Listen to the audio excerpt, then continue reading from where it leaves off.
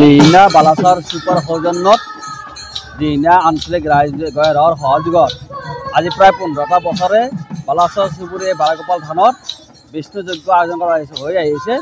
এই বিষ্ণু যজ্ঞৰ জৰিয়তে সমগ্ৰ ভাৰতবৰ্ষৰ যি মানৱ সমাজ আছে, মানৱ সমাজৰ উন্নয়ন আৰু ঐক্যবদ্ধতাৰ কাৰণে আমি ইয়াত ঈশ্বৰৰ ওচৰত আশীৰ্বাদ বিচৰা হয়।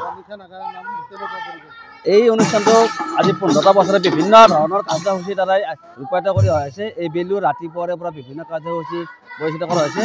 সন্ধিয়া বন্তি প্ৰজ্বলনৰ পিছতেই আমি নাগাৰা নাম পৰিৱেশনৰ বাবে আমি দুগৰাকী নাগাৰা নাম শিল্পীক নিমন্ত্ৰণ জনাইছোঁ আৰু এই দুগৰাকী নাগাৰা নামৰ যি নাম প্ৰদৰ্শন কৰিব, ইয়াৰ জৰিয়তে যাতে মানুহৰ যিটো আধ্যাত্মিক দিশ উন্নত হয় তাৰ বাবে আমি ঈশ্বৰৰ ওচৰত এইটো আগবঢ়াই দিয়া হৈছে।